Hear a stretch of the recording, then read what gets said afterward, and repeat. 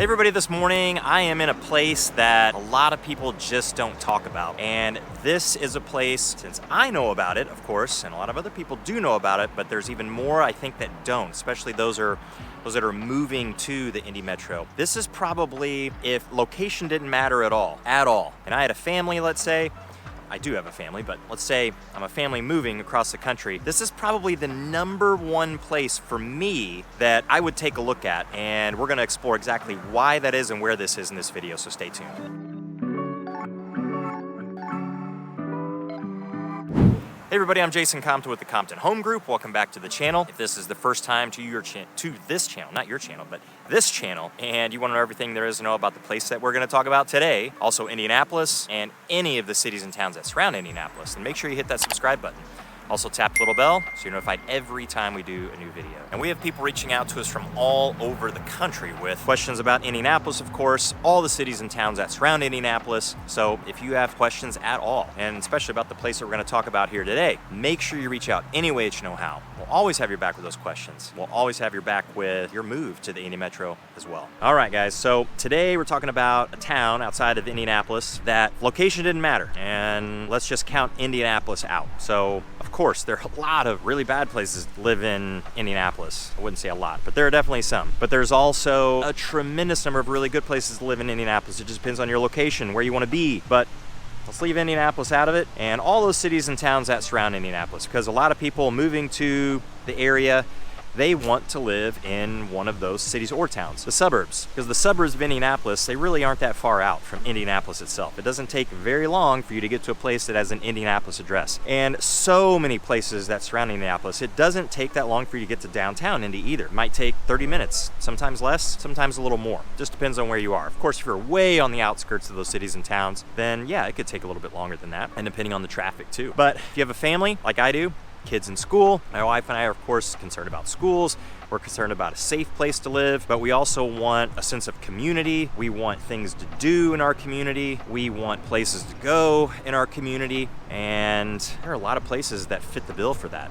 Really. There's some very well-known places, of course, like Carmel, Indiana, Fishers, Indiana. Those tend to get most of the publicity. They have most of the notoriety for those places that surround Indianapolis. But if location didn't matter, the #1 place for me, and it doesn't necessarily have to be everybody else's #1, because everything that we talk about for the most part in this channel, not everything, but a lot, has a lot of subjectivity to it. So it's opinion, or you just have different preferences for things. That's all. And then location is a big deal, of course, for everybody. So location taken out of the equation, I'm choosing Plainfield as my #1. And here's the reason why, or reasons why. What I am doing right now, walking along this path, White Lick Trail, is probably the #1. The park system in Plainfield, it's not like the parks are outrageous. So something like Fort Harrison State Park on the east side of Indianapolis. Or if you go to Eagle Creek Park, which is a municipal park, an Indy park, unbelievable reservoir there, hiking trails. I used to do a lot of cycling and running. I would go there to train because there's some hills there. You're safe and off the road, even though there are cars that drive through the park. It's not very fast and you can avoid them. That is an awesome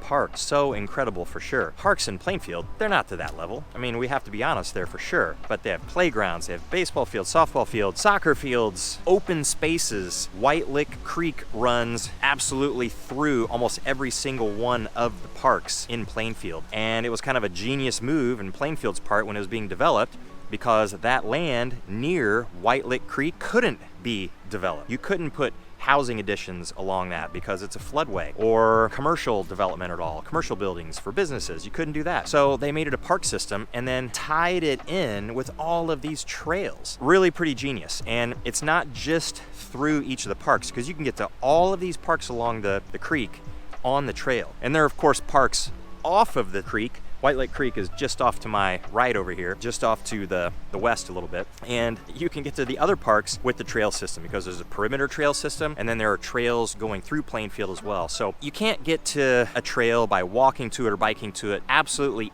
everywhere in Plainfield. It's not a small place. We're talking 35,000 people or so. So it's large enough to be spread out some, but boy, you can access a lot of those trails from a lot of places. Now, they aren't all exactly like this, as pretty as this one, even though this one is just south of US 40, the super commercial area, which is Main Street going right through Plainfield. That is a busy spot, really busy, a lot of traffic through there. But other parts of Plainfield aren't as busy, and you can have a trail like this, which is really kind of a glorified sidewalk, honestly. But it's off the road, and you don't have to be on that trail for too terribly long before it takes you off into a less trafficked area, kind of like this one that I'm walking on right now.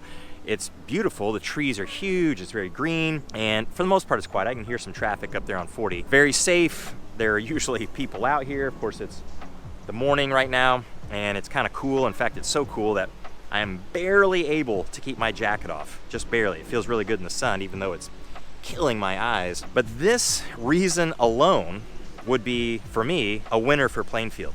To be able to come to these trails, bike a lot with our kids, walk with our kids, go to parks with our kids. They're all gonna be really, really close to us in some way. If we don't live on a street that can access a trail, we're probably gonna be pretty close to it. So that is huge. Number two, the schools in Plainfield are super highly rated. Now, the schools in really most of the suburbs of Indianapolis are pretty highly rated. It's hard to find a loser in any of those. And some of the township schools in Indianapolis, they're quite good as well. But you can of course find schools that don't have super solid ratings, and for me that would be a concern. I'd want to research those schools because sometimes the ratings aren't necessarily super fair, and sometimes an entire school system might have one or two schools that don't have as good ratings as others. And there are all kinds of variables that go into figuring that out, but you have to do your own research on it. But generally speaking, most of the suburbs around Indianapolis, they're consistently highly ranked. In Plainfield, I would have really no problem sending our kids through public schools here in Plainfield. That would be just fine, and certainly one of the reasons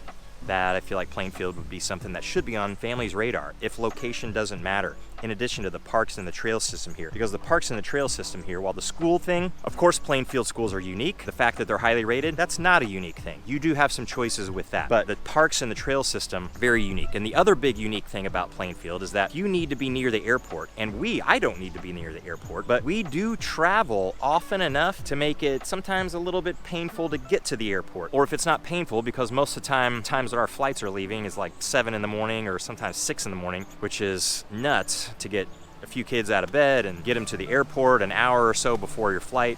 You're talking getting up kind of in the middle of the night almost. Our drive is kind of long to the airport. It's like 45 minutes or so. But if you live in Plainfield, you are right next to the airport. So the 2 or 3 times a year you might fly, pretty nice for those times. And it's close enough to the airport. For the most part, most of Plainfield, you're not bothered by the traffic around International Airport. In fact, go northeast through Indianapolis, all the way up into Fishers and Noblesville, you'll see airplanes, you'll see traffic on approach to International flying over. Indianapolis International is a busy enough airport to where it has traffic pretty much all day long. And it has it during the night too. It slows down some at night where the other airports don't, but International does some. You'll see it. So it's not like living here in Plainfield, you're the only town that's inundated with traffic going over your head. Most of Plainfield, you don't really. Some of Plainfield, you're gonna notice it, definitely. But it's not significant enough for me to influence me at all. I think it's kind of cool being that close to the airport. Be a short drive, maybe it might be 20 minutes, might be 15 minutes, something like that. And if you work in that area,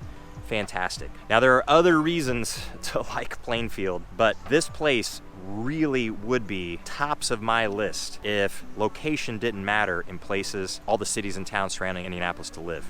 If you have questions at all about Plainfield, anything else it might be able to offer for you outside of that location, because on the southwest side, that's pretty locked in, it's something you're not gonna change. Reach out any way that you know how.